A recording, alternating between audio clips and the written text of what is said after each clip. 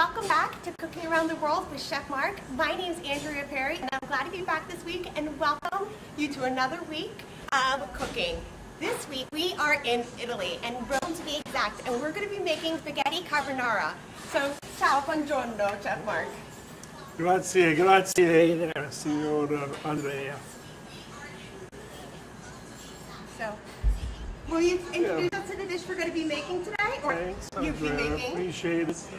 You'll be our official taster. I like that. Buongiorno. Let's have you here today. Come va? So we're doing fettuccine or spaghetti alla carbonara. It's a classic dish of Rome, Lazio, and you can use spaghetti. It's classic. But I have some nice fettuccine I'm going to use today. You can also use for fettuccine or spaghetti alla carbonara rigatoni. Also, you can use one of my favorite pasta extruded cuts is the bucatini. Bucatini, where it's a hollow spaghetti, so all these shapes absorb the sauce very nicely. So for the fettuccine carbonara, you'll need to have some egg yolks. This recipe doesn't have heavy cream in it. The classic recipe from World War II is Andrea. We spoke about it last week. American officers who liberated Rome in 1944, almost 78 years ago, were looking for something with bacon and eggs in it. So sure enough, us enterprising Italians said, "Hey, you a GI, go to Garbo, Humphrey Bogart, we got a nice dish for you." So they put together grated pecorino romano, which we have, or Reggiano Parmigiano, a hard cheese you'll need. The classic recipe has in it that Italian cured pancetta, but we have hickory smoked bacon that works as well too. Nice ingredients, huh? Oh yes, and this is definitely for an American palate, for a dish originally presented to the Americans. Exactly right. Yes, all sorts of things can go with it. The classic recipe doesn't have any garlic in it, but we'll put some garlic in it today anyway, because we like lots of garlic. Me too. Yeah, very tasty. Good for immune system, high blood pressure, right? Especially eat a lot of pasta with cream sauce every day. No cream in this dish, no, it's carbonara without the heavy cream. Classic Lazio province, the province of Rome. So I have a skillet. Here I got it on the flame there. I also have my water that I had boiling earlier for my pasta. Now, when you cook pasta, keep in mind 1 pound of pasta. How much water? 1 gallon of water. 4 quarts, 1 pound of pasta. 4 quarts, a gallon of water. Rolling boil, add salt. Then add more salt because you probably don't have enough salt in it. You want to be sure that you add salt to the water because that will increase it by 1 degree, and the pasta itself will absorb some of that savoriness from the salt. And once it's al dente or firm or soft, if you like it, either way, put a little ice in it, let it stop cooking, drain it, keep some of the pasta water. So I have some of the pasta water here today. Hey Chef, I Yes, have a question about al dente. What does it mean exactly to cook your pasta al dente? That's a great question. That's especially important if you go to cook it early in the day or a day or two before. Cook pasta last 2 or 3 days. You start in oil to the teeth al dente. So that means to the teeth, firm, center, right? It doesn't have to be completely hard. In restaurants, we cook it a little firm because it'll sit in the fridge a day or so in olive oil, and then we'll refresh it in boiling water so that it'll continue cooking, and you'll have a nice, firm but non-mushy pasta. Nobody wants mushy pasta. Yeah, and it's okay for mac and cheese, which we're also making today. We're doing mac and cheese today with some Vermont yellow cheddar cheese and Vermont white cheddar cheese and American cheese because we're making lunch for the Onslow County Services homeless shelter. Now, for their soup kitchen for the recipe. So my students are also working with cheese today too. Oh. We're doing a 4-cheese mac and cheese. You cannot complain on a day that you get to work alongside cheese all day. Oh yeah, cheese. You gotta have it. So, and pasta. So pasta is a good carbohydrate and it's very filling. Gives you quick energy. It'll allow you to sleep at night. You have a big steak at night. It'll take you 4 hours to sleep. Have pasta, get a little energy, carbo, then you could have a little sleep. So I got some The pancetta, which is Italian cured bacon or guanciale, another Italian pork dish. Lard works too. We're going for a healthy recipe here. Yeah, for sure. Yeah, think about all the nights you've had eating cereal at home the last month or two. You're probably sick of eating cereal with your significant other, so maybe you want to make a nice, a nice pasta dish. So you don't have to use bacon, just leave it out, right? Oh, yeah, for sure. So I have some water boiling. My pasta that I've already cooked back in, if you say pasta, you can charge one with just macaroni with cheese sauce. If you say pasta or the formaggio quattro, oh, you can charge more on the menu. And that's a fettuccine noodle, correct? And it's a fettuccine, it's a flat fettuccine noodle, so it's really nice. So I rendered that bacon. Oh, it smells good, everybody. I have to step away from the bacon. It smells too good. And then we'll add some garlic. I had some smashed some garlic cloves, put some in there as well. 1 or 2 is good because after all, we like to add some garlic in our Italian dishes, right? Add some nice Italian red pepper. I'm going to add just a little bit. There's white pepper as well. And a little pink salt. I'll put that in there. And the vino bianco. So what vino bianco do you like? Andrea? There's something Oh, it smells good. Sorry, interrupted. Pinot Blanc's nice. You're going to drink that Italian wine, though. Name an Italian white wine you like. Pinot Grigio. Pinot Grigio. You can't go wrong with that, right? A little Italian parsley, right? You don't want that to burn. Nothing's worse than garlic. A little Italian parsley is nice. Flat meat parsley. Now, speaking of Italian wine, is there any specific Oh, wine that you you know, prepare well with carbonara? Because it's a heavy dish. What would well, you well break it up? there's no cream in that, so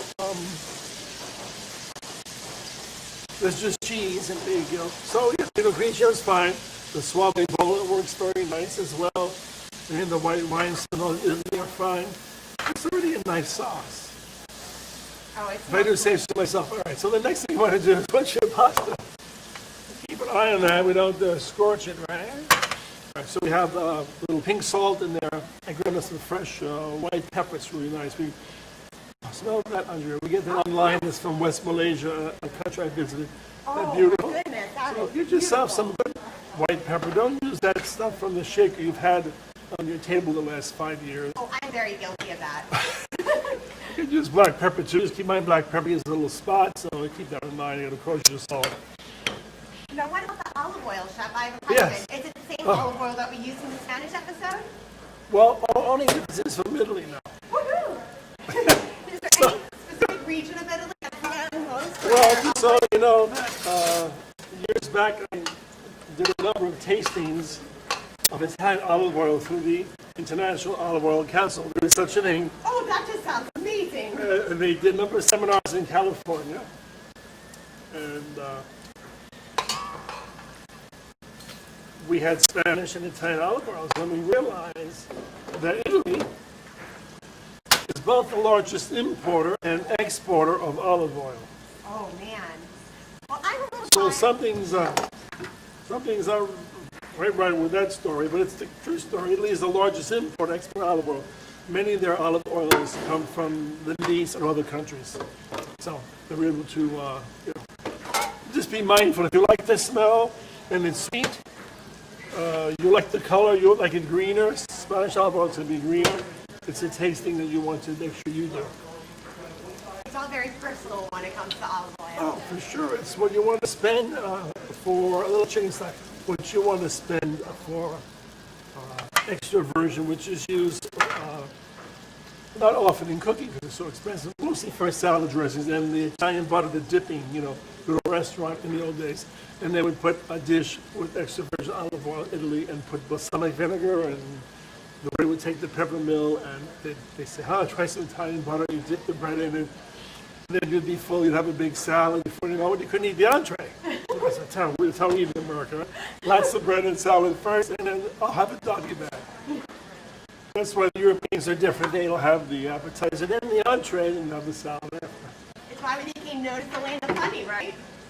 Land of honey? The land of plenty. Oh, sure. All right, so I have cooked my pasta in How much water? A gallon of water for 1 pound of pasta. Lots of salt.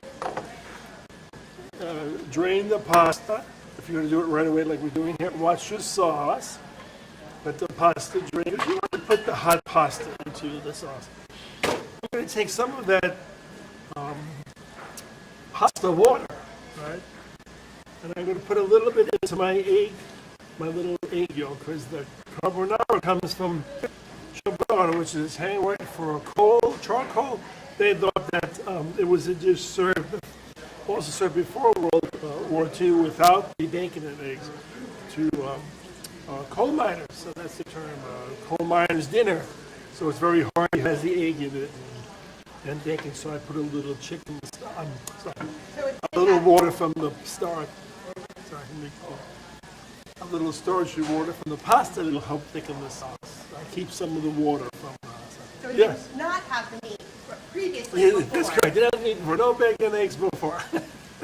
So, yeah, because meat was a luxury. Most people couldn't afford Yeah, meat. especially during World War II.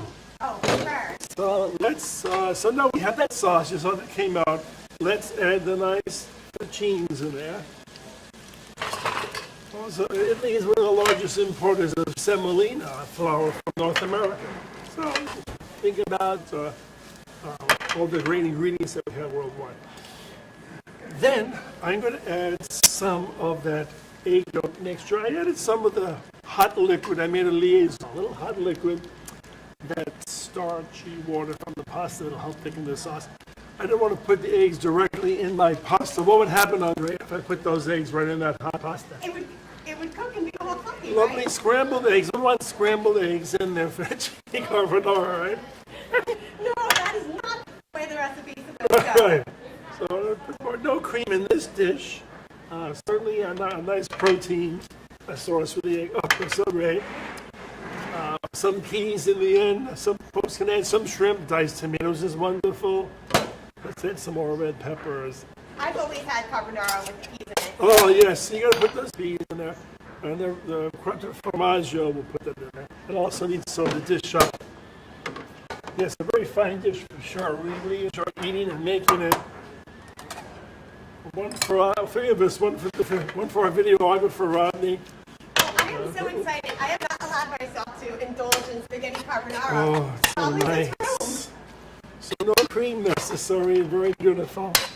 We'll toss it up. And then we'll put some in the plate. I'll use my tongs right here. We'll just some up in there. And this pasta bowl is nice.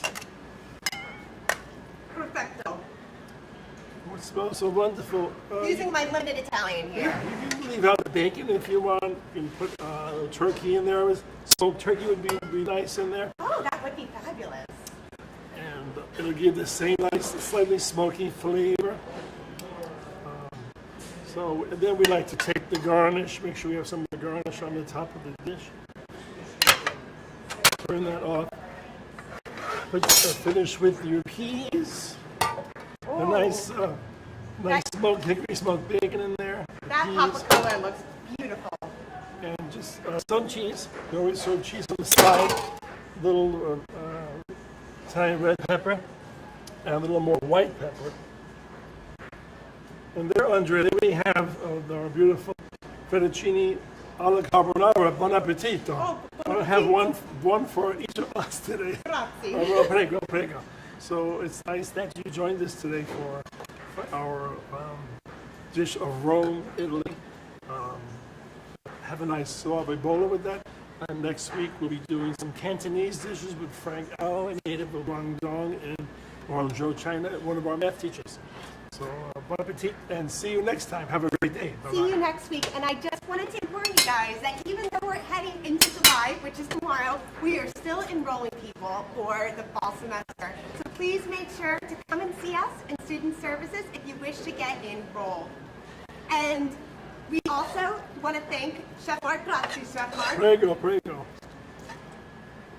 And that we'll be being here next week. Thank you all. Bye-bye. Buongiorno. Buongiorno. Arrivederci. Arrivederci.